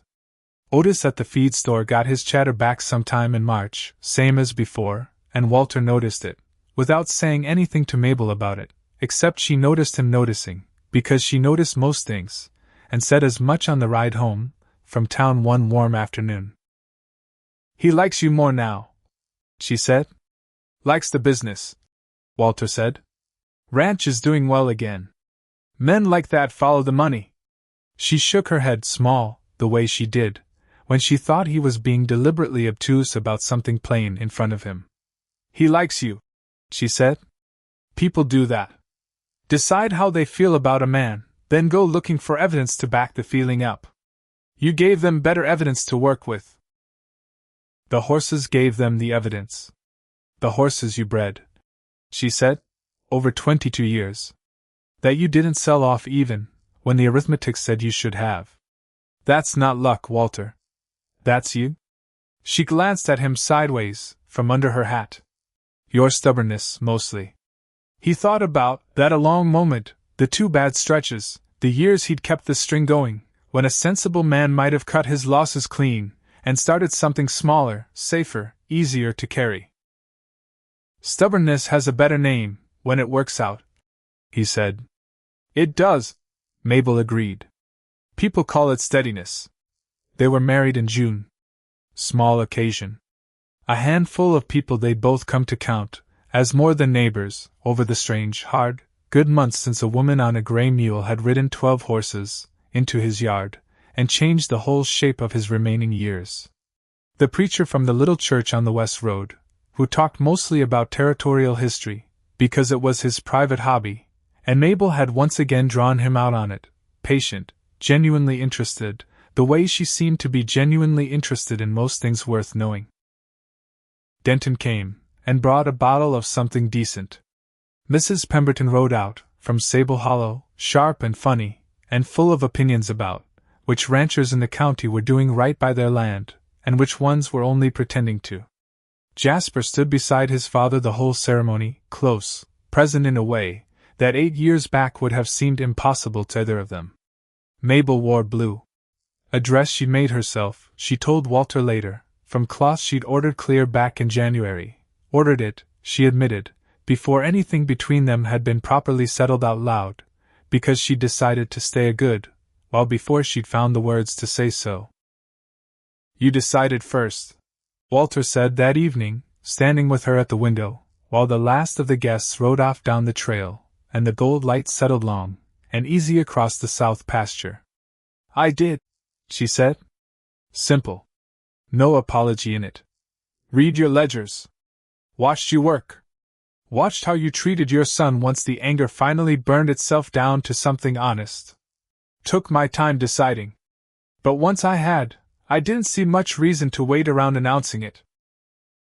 He thought about what it meant, a woman doing that, taking her time, looking clear-eyed at everything he was, the good and the worn down both, and deciding yes, before he'd even found his own way to ask. Some men, he suspected, might have felt smaller for it. Might have wanted to be the one who chose first, who did the choosing instead of simply being chosen. Walter didn't feel that way. Not for 1 second. He felt standing there at that window with her hand finding his, easy, like she'd been doing it for years already, the relief of a man who'd stopped needing to be the one who chose everything. Who'd learned, finally, at 53 years old, that being chosen well by somebody who'd looked hard and clear at the whole of him was its own kind of grace. 22 years, she said. Yep. You built something. We're building something, he said. Outside, the maras moved through the pasture in the low gold light, unhurried, the good easy motion of well-kept animals, with nothing pressing on them. The foals were out among them, the dark bay, with the white sock moving best of all, long-strided, already carrying himself like a horse, who understood exactly what he was worth. Jasper stayed on through the summer. Then through the fall. There'd been talk once, back in the spring, about him trying the city again once he'd settled his debts proper, but the talk had quieted somewhere along the way, replaced by something steadier, a young man finding, maybe for the first time, that the work in front of him mattered more than whatever he'd once believed waited somewhere else. You could go back, Walter told him once, that autumn, the two of them mending fence together the same way they had the week Jasper first came home, except easier now, the silences between them companionable instead of strained. If that's still what you want. I know I could, Jasper said. I don't want to, though. Took me 8 years, and a small disaster to figure that out. Man's allowed to be slow about a thing, I'd hope, provided he gets there eventually. Provided he gets there. Walter agreed. Late that October, Walter sat at the desk going through the year's real numbers, not projections, not hopes, the actual final tally of what the season had done, and found himself sitting there a long while after, hardly able to credit them. He got up. Went looking for Mabel. Found her in the barn, checking on the same mare who'd caught her leg in that box canyon, so many months back, the one who'd started all of it, standing at the stall rail, with the patient stillness she brought to everything that mattered. I looked at the books, he said. She turned. The year, he said. What it actually did. She waited. You were right, he said. About all 3 things. The grain contract. The breeding fees. The maras. All 3, exactly like you said. She nodded. No triumph in it. Just the simple acknowledgement of a thing that had proven itself true. We're in the black, Walter said. Not barely. Not if you squint at it right. Actually in the black. Good, she said. 22 years, Walter said. I've never once had a year that looked like this. She turned fully to face him then, and there was something warm behind the familiar look she gave him, something that hadn't been there the first morning she'd ridden into his yard, though the roots of it, he understood now, had been there all along, waiting. You've been doing most of the right things a long while, she said. You just needed the rest of the picture standing beside you. He reached out. Tucked a piece of hair back from her face, where it had come loose from work, and she let him, the way she'd let him do small things like that more and more, as the months went on. You came back, he said. It wasn't what he'd planned to say. It was just what was there, the same as it had been, that first morning, true things arriving in him faster than he could arrange them proper. Of course I did, she said. Like it had never once been a real question. The lamp in the barn burned steady, that night, the small square of yellow visible, from the porch, from the kitchen window, from wherever in that house a man might happen to be standing, when the day's work finally let him rest.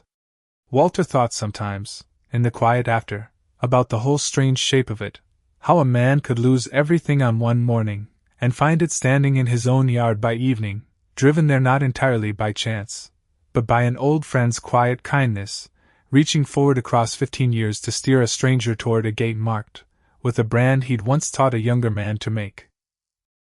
How a son could walk out angry, and walk back in broken, and find, somehow, that the door had never once actually closed behind him.